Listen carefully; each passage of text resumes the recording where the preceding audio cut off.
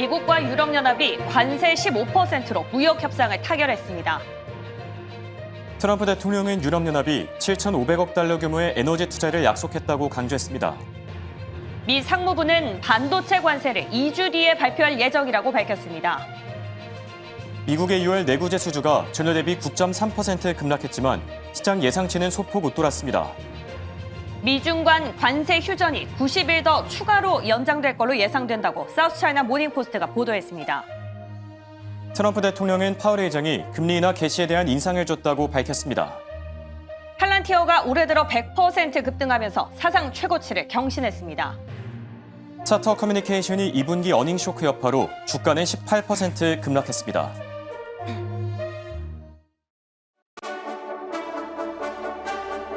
여러분 안녕하십니까? 굿모닝 오늘의 증시 박지영입니다. 안녕하십니까? 홍성진입니다.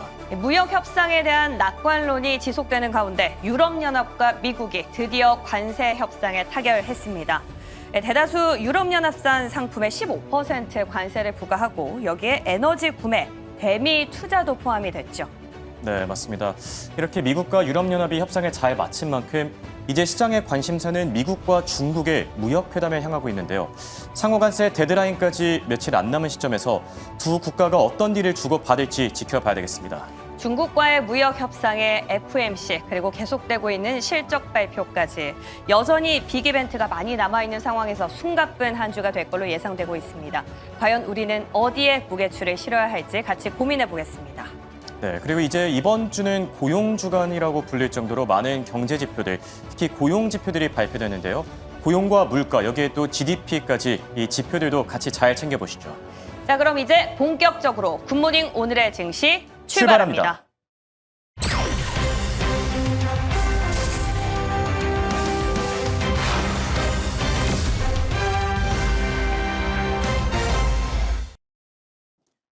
지난주 미국 증시는 무역 협상 기대감에 일제히 상승했는데요.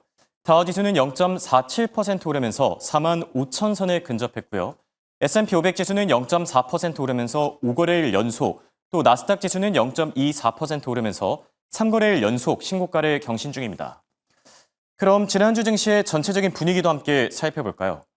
지난주 11개 섹터 가운데 가장 많이 올라졌던 건 자재와 산업 쪽, 이 경기 방어주 쪽이었고요. 반면에 부진했던 건 에너지와 커뮤니케이션 섹터입니다. 그리고 종목단으로 들어가 보면 테슬라가 어닝 쇼크로 급락한 이후에 저가 매수세가 강하게 유입되면서 3% 반등하는 데 성공했고요. 반면 인텔, 사실 실적 자체는 나쁘지 않았는데요. 소프트웨어 부분의 실적이 좀 아쉽다, 부진했다라는 평가가 나온데 여기에 또 감원 소식과 신규 공장을 건설하지 않을 것이다라는 겹 악재까지 더해지면서 8% 급락했고 반면 팔란티어의 경우에는 연일 사상 최고치를 경신 중인데요. 올해 들어서 벌써 100% 급등했다고 하죠. 지난주에는 2% 오르면서 다시 한번 신고가를 경신했습니다. 한편 지난주 미국의 달러 인덱스 그리고 국채 금리는 미국과 유럽연합의 무역 합의 소식을 기다리면서 엇갈린 흐름을 나타냈는데요. 10년물 국채 금리는 4.4% 아래로 다시 한번 떨어지면서 4.38%에서 거래를 마쳤고요. 달러 인덱스는 97 중반까지 소폭 올라섰고 여객 시장에서 원달러 환율 현재 1,383원대에서 거래 중입니다. 자, 끝으로 이번 주에 예정된 주요 일정들도 같이 살펴보시죠. 자, 이번 주는 슈퍼 위크라고 부를 정도로 이 빅 이벤트들이 많이 예정돼 있습니다. 사실 여기 적혀있는 이벤트 가운데 하나만 있어도 이거를 빅 위켄드라고 부를 정도로 무게감이 굉장한데 이게 한 주에 모두 모여있는 만큼 증시 변동성도 상당할 것으로 예상됩니다. 워낙 중요한 일정들이 많은 만큼 오늘은 카테고리별로 좀 살펴볼까 하는데요. 우선 무역 협상과 관련된 소식부터 정리를 해보면 현지 시간 28일 미국과 중국의 3차 무역회담이 진행되죠.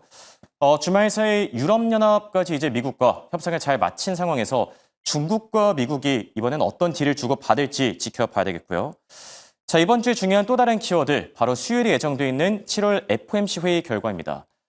사실 이번 FOMC 회의에서는 점도표나 셉 같은 게 발표되지 않은 만큼 시장의 관심사는 아무래도 파월 의장에게 향할 텐데요. 파월 의장의 이 금리 인하와 관련된 비둘기파적인 발언들이 나올지 지켜보는 게 관전 포인트가 되겠고요. 세 번째 키워드는 빅테크 기업들의 실적입니다. 유나이티드 헬스나 보잉 같은 기업들의 실적도 중요하겠지만 더 중요한 건 수요일과 목요일에 예정된 마이크로소프트와 메타, 그리고 애플과 아마존의 실적이 되겠는데요. 이 기업들이 AI와 관련해서 어떤 지출을 하고 있는지, 그리고 투자에서는 어떤 성과를 내고 있는지, 여기에 또 앞으로 어떤 전개를 예상하고 있는지가 중요할 것으로 보여집니다.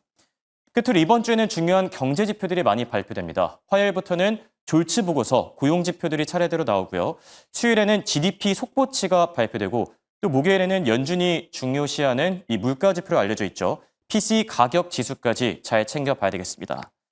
정리를 하자면 FOMC와 무역 협상, 여기에 빅테크 기업들의 실적들, 그리고 경제 지표까지 잘 챙겨봐야 되는 한 주가 되겠습니다. 자, 그럼 이어서 지난주 빅테크 기업들의 상황, 이번엔 김현사 아나운서와 체크해 보시죠. 네, 지난주 7개 기업들의 마감 상황 함께 확인하겠습니다. 일단 전반적으로 혼조세를 오가는 가운데 엔비디아부터 아마존까지는 보합권에서 등락을 반복하고 있습니다. 이 중 단연 눈에 띄는 건 테슬라입니다. 3% 넘게 상승을 했는데요. 3.52%의 상승. 미국 내 샌프란시스코에서의 로보택시 출시 소식에 상승하는 모습 보이기도 했고요.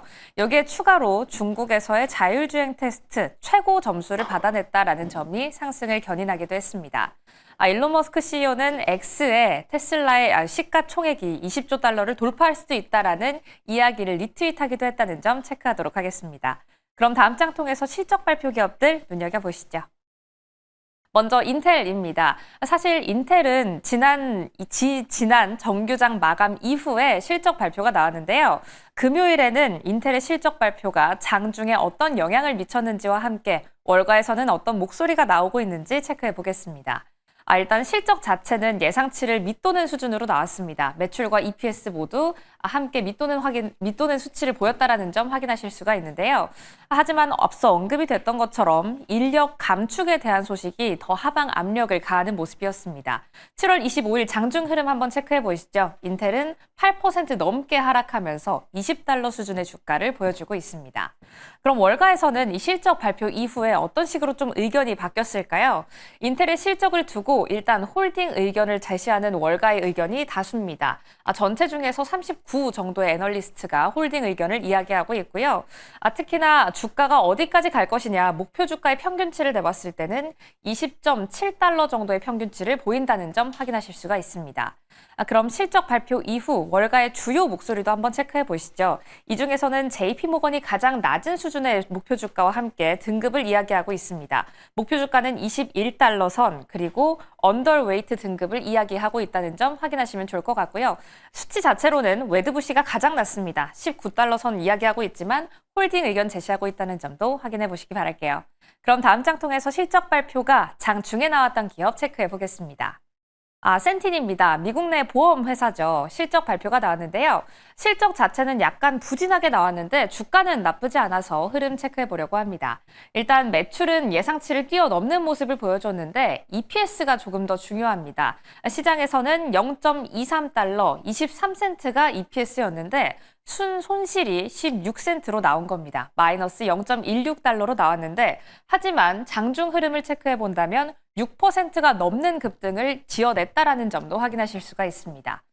그럼 실적 자체는 좀 안 좋게 나왔는데 어떤 게 주가의 상승을 견인을 해준 걸까요? 일단 실적과 함께 나왔던 내용 한번 뜯어보면 건강보험 의료비 비용 비중이 90%가 넘게 증가를 했다고 합니다. 이 때문에 순손실 비중이 좀 더 커졌다라고 이야기를 하고 있는데요.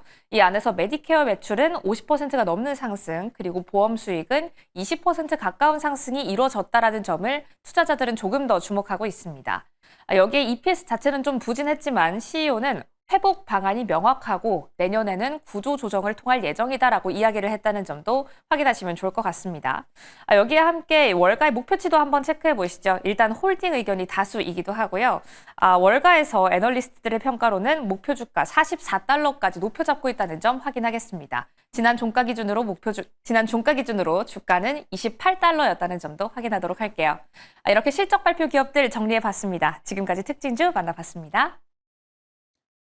자, 이번엔 미국 증시와 관련된 투자 전략 세워보는 시간입니다. 도움 말씀에 타이거 인베스트 황윤석 대표와 함께합니다. 안녕하십니까? 안녕하십니까? 자, 주말 사이에 또 많은 이슈들이 있었습니다. 증시와 관련해서 우선 지금 유럽연합과 미국의 이 무역 협상이 타결됐다. 이게 간밤 사이에 바로 전해졌었는데 네. 이 내용부터 먼저 시작할 수 있을까요? 네. 지금 EU와 뭐 15%의 일괄 관세를 적용하는 걸로 네. 타결이 된 걸로 지금 발표가 됐습니다. 그러면 이제 남은 게 이제 중국만 남아 있는 셈이거든요. 사실 그렇죠. 또 인도는 또 예외로 친다고 하더라도요. 예, 사실은 지금 일본이 15% 관세 합의를 하고 나서 맞습니다. 이제 디테일한 부분에서 지금 불협화음이 좀 있잖아요. 예. 그래서 우리도 이제 7월 31일 날인가 이제 회담을 갖는 예. 걸로 협상 회담을 갖는 걸로 알려지고 있는데 지금 우리는 일본 수준의 관세를 지금 목표로 하고 있는 걸로 알려지고 있습니다. 그런데 우리 같은 경우는 이제 만약에 그 처음에 상호관세 그 서한을 제시한 대로 25%에 만약에 합의를 한다고 하면 예. GDP 성장률 대비해서 0.4% 감소하는 그런 충격이 예. 있다고 합니다. 그래서 지금 뭐 트럼프가 관심을 보이고 있는 조선 업종을 포함해서 네. 지금 다양한 카드로 지금 전력을 다한다 이렇게 알려지고 있는데 사실 협상 시한이 너무 촉박하다는 점이 좀 그렇죠. 불안한 요인이라고 예, 할 수 맞습니다. 있겠고요. 그래서 이번 주 사실 우리 경제나 우리 증시에 상당히 중요한 변수가 될 걸로 네. 예상이 되고요. 좀 전에 말씀해 주신 대로 이제 그 EU와는 협상이 합의가 됐는데 이제 중국이 28일과 29일에 스웨덴 스톡홀름에서 고위급 회담이 진행이 되잖아요. 그래서 여기서 어떻게 진행이 되느냐 이게 관심이 될 걸로 생각이 되는데 역시 그 타코의 전례를 보면 예. 그렇게 무리하게 고환율 정도로 협상이 되지는 않을 것 같아요. 그리고 지금 또 이제 인도와 협상하는 것도 이제 문제가 되는데 인도는 사실 브릭스의 주요 국가거든요. 그래서 그렇죠. 미국의 입장에서는 서두르지 않겠다라는 것도 인도도 마찬가지고요. 가장 큰 문제가 미국의 농산물 시장 개방인데 인도는 자국 산업을 보호하기 위해서 농산물 시장 개방은 어렵다라고 지금 버티고 있는 상황이기 때문에 인도와의 협상도 사실 중요하다 이렇게 말씀드릴 수 있겠습니다. 네. 자, 그리고 미국과 중국의 무역 회담과 관련해서는 밤사이에 사우스 차이나 모닝 포스트라는 외신이 또 보도를 내놨는데요. 지금 관세 휴전이 한 90일 정도 추가로 연장될 것으로 예상된다라고 밝힌 점 네. 투자를 하실 때 참고하시면 좋을 것 같고요. 자, 그리고 지금 글로벌 증시와 관련해서 여러 가지 평가가 나오고 있는데 향후 시장 전망은 어떻게 보고 계십니까? 지금 사실 우리도 지금 코스피가 3,200선에서 지금 돌파를 하지 네. 못하고 왔다 갔다 하고 있는 상황인데 이웃나라 일본을 보면 좀 놀랄 것 같아요. 예. 그러니까 니케이 지수 보면 사상 최고가를 돌파를 했습니다. 그렇죠. 여기 보면 일본 차트상으로 보더라도 지금 주봉을 보고 계신데요. 예. 일봉을 보고 계시면 여기서 정말 3거래일 동안에 장대 양봉을 세운 다음에 주봉에서 보면 이미 신고가를 돌파하는 장대 양봉이 예. 서 있습니다.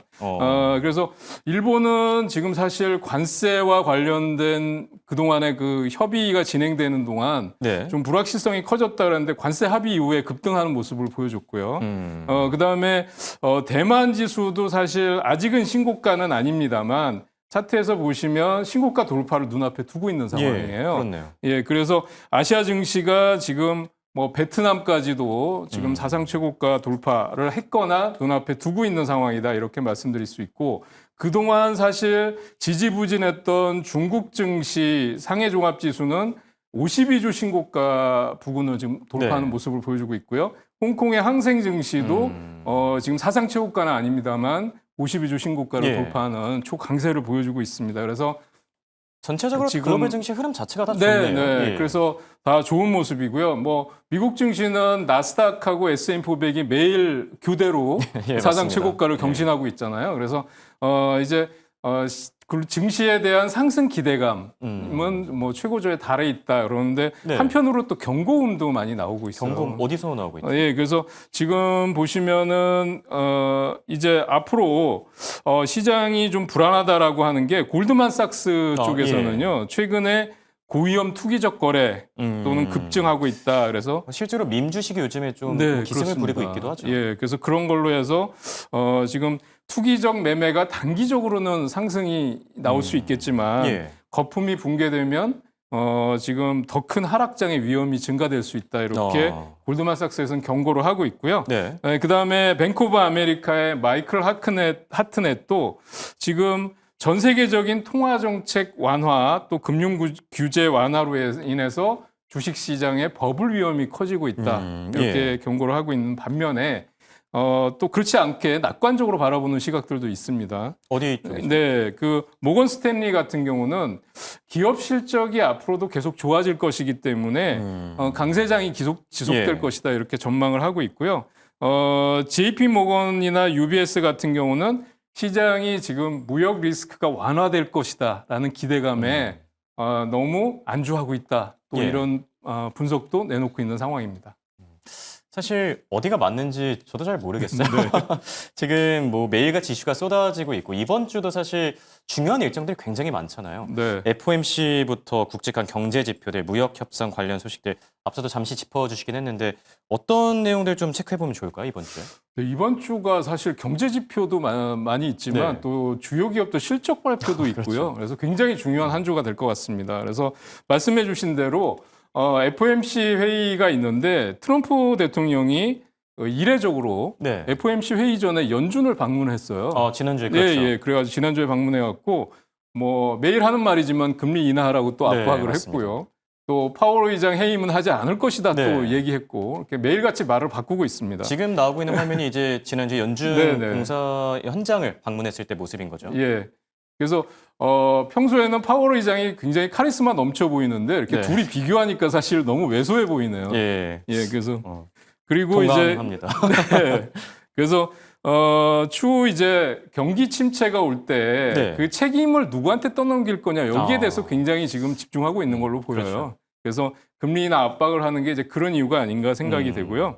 그다음에 FOMC 회의는 뭐 다 아시는 바와 같이 금리는 동결할 네, 것이다라는 맞습니다. 게 대체적인 의견이고 9월달 금리 인하 할 거냐 말 거냐에 대한 거를 파월 의장이 어떻게 언급을 할 것이냐 그렇죠. 여기에 기자회견에 더 많은 기대가 쏠려 있다 이렇게 말씀드릴 수 있을 것 같고요. 그다음에 이번 주에 말씀해 주신 대로 지금 6월 달에 졸츠 보고서 네. 있고요. 그다음에 소비자 신뢰 지수가 7월 29일 날 발표되고요.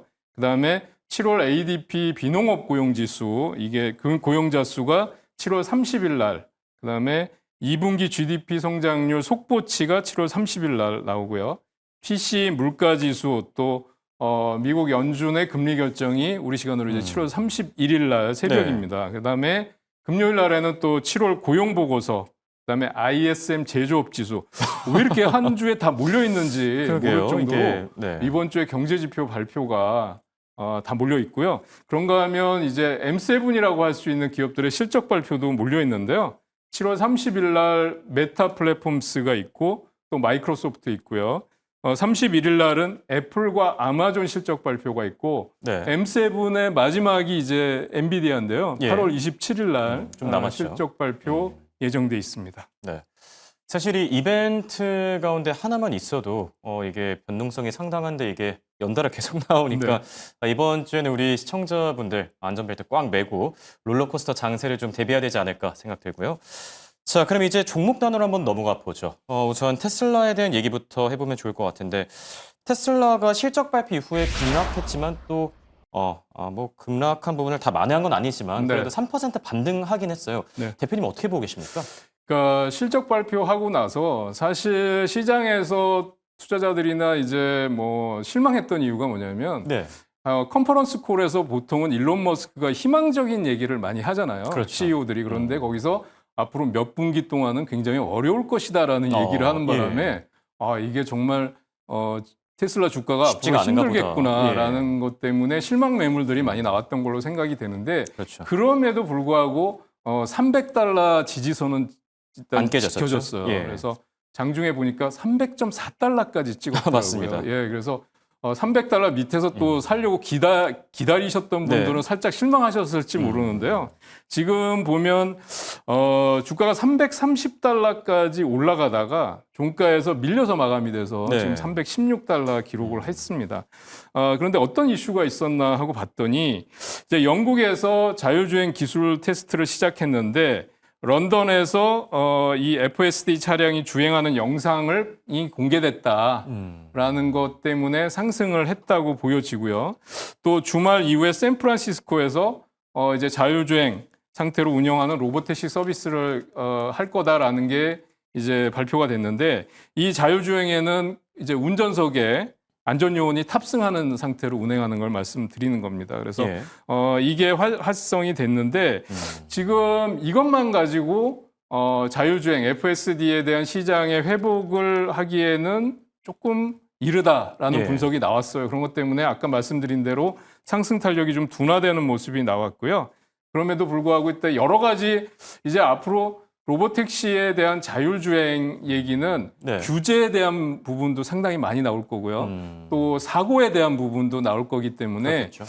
너무 큰 기대나 또 너무 큰 실망은 하실 필요 없이 냉정한 시각으로 바라보시는 게 좋겠다라는 말씀을 드릴 수 있겠고요. 네. 그다음에 실적에 대한 부분은 단기간에 좋아지기는 어려울 것으로 보여집니다. 맞죠. 예, 맞습니다. 그래서 제가 보기에는 주가가 $300를 저점으로 해서 $330 부근 사이에서 등락하는 네. 움직임을 보일 것 같은데 그렇게 큰 등락이나 움직임을 보일 만한 이슈가 없다는 점 때문에 그것도 맞죠. 네, 당분간 횡보하면서 완만한 상승세를 보일 가능성이 높기 때문에 네. 매수하시려고 하는 분들은 여러 차례 나눠서 분할 매수하셔야 되고요. 예. 단기간에 높은 고수익은 조금 부담스러울 수 있다 이렇게 말씀드릴 수 있겠습니다. 네.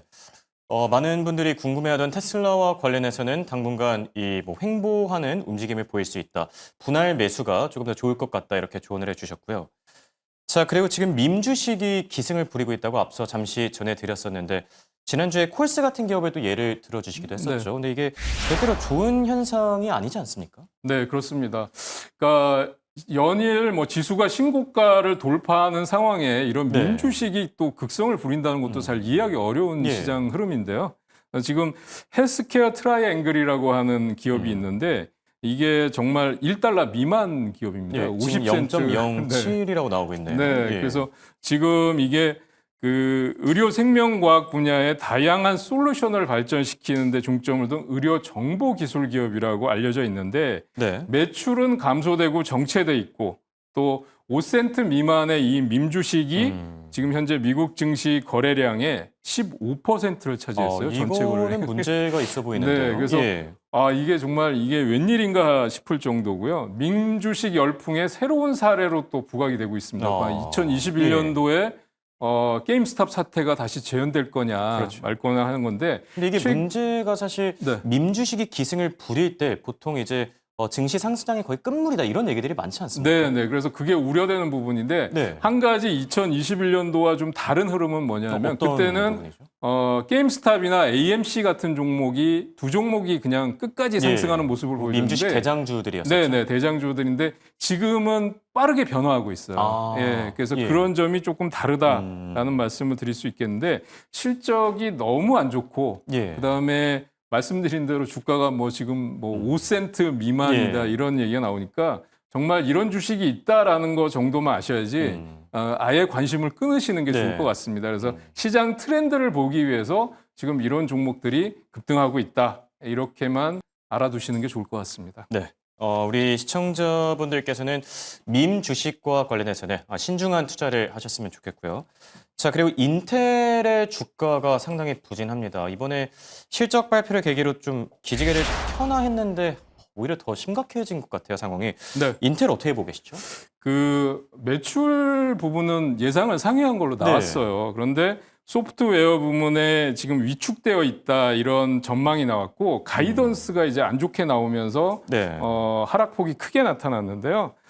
특히 풋옵션 거래가 급증했다라는 게 수급적인 요인에서는 하락폭을 크게 하는 요인이었다 이렇게 말씀드릴 수 있겠습니다. 그래서 인텔의 경우는 사실 매각하고 분사 이게 해결책이라고 보여지는데 장중에 네트워크 사업부를 분사할 계획이다 이렇게 발표했는데도 낙폭을 줄이지 못했고요. 그다음에 15% 감원을 이미 완료했다. 구조조정을 끝냈다. 그런데도 지금 특별한 움직임을 보여주지 못했습니다. AI 경쟁에서 지금 인텔은 뒤처지고 있다. 그래서 라이벌인 AMD와의 경쟁에서도 좀 밀리고 있고 차세대 칩 제조 기술 쪽 면에서도 고객 확보나 효율성 개선에서 지금 어려움을 겪고 있다. 이렇게 나와 있고요. 그래서 인텔의 경우는 이제 투자를 축소하고 수요가 확인될 때만 공장을 짓겠다라고 지금 공격적인 투자를 전면적으로 중단하는 계획까지 발표를 했습니다. 그런데 지금 인텔 파운드리 쪽에서 보면 제조나 파운드리 쪽에서 TSMC 의존도가 높은 것으로 알려지고 있는데 네. 인텔이 이렇게 위축이 되면서 결국은 수혜는 TSMC가 수혜주가 될 예. 거다라는 전망이 나오고 있는 상황입니다. 3분기 가이던스는 뭐 심지어 주당 24센트 정도 손실이 나올 걸로 예상이 되고 있고요. 네. 앞으로도 계속적인 구조조정이 있을 거로 보여집니다. 차트를 통해서 한번 보여드리려고 하는데요. 예. 그동안 제가 말씀드렸던 게 이제 24달러, 25달러 이 박스권 상단을 돌파하지 못하면 다시 하락할 가능성이 높다고 보여지는데 여기 보면 24달러, 25달러 이쪽에서 매물대가 상당히 강하게 포진되어 있는 걸 보실 네. 수가 있을 것 같아요. 그래서 인텔을 뭐 투자하시겠다고 하는 분들은 이 박스권을 돌파한 거 확인하고 들어가셔도 예. 늦지 않겠다. 지금은 관망하실 필요가 있다. 이렇게 말씀드릴 수 있겠습니다. 네. 자, 그리고 오늘 팔란티어에 대한 얘기를 빼놓을 수가 없죠. 지난주에 또다시 신고가를 경신하면서 올해 들어서만 벌써 100%, 그러니까 2배 뛴 팔란티어인데요. 네. 주변에 이런 분들이 많아요. 이렇게 계속 오를 줄 알았으면 조금이라도 담아둘 걸. 네. 근데 뭐 지금 주가 레벨이 부담스러운 건 또 사실이기도 하거든요. 대표님은 어떻게 보고 계시죠? 이 팔란티어는 사실 너무 많이 올랐다. 네. 밸류에이션 부담이다. 이런 얘기가 나오면 좀 불안해요. 지금 예. 보유하신 분들도 그렇고 그렇죠. 들어가실 분들도 그런데 지금 파이퍼 샌들러에서 목표가를 170달러로 높여 잡았고요. 170이요. AI 분야의 시큐러 위너라고 했는데 이게 독보적이다라는 거죠. 예, 그래서 앞으로 연평균 성장률이 30% 이상 증가할 거다. 네. 그러니까 이게 한마디로 모든 걸 얘기해주고 있거든요. 고평가돼 있지만 그거보다 더 많이 성장할 것이다. 이런 얘기거든요. 예, 그래서 앞으로 팔란티어는 AI 소프트웨어 쪽에서 그 성장성이나 이런 게 무궁무진하다라고 보여지기 때문에 네. 지금 같은 경우에 수익이 나신 분들은 저는 한 절반 정도 차익 실현을 하면서 170달러를 넘어갈 수도 있지만 이게 예측이 할 수가 없거든요. 신고가를 그렇죠. 돌파했기 예, 때문에 맞습니다. 200달러도 갈 수 있는 거고요. 그래서 나머지 절반은 수익 극대화 차원에서 보유를 하시고요. 적점 매수만 하셔야 된다는 거, 조정이 클 때 매수하셔야 된다는 거는 말씀드리고 싶습니다. 알겠습니다. 자, 지금까지 도움 말씀을 타이거인베스트 황윤석 대표와 함께했습니다. 감사합니다.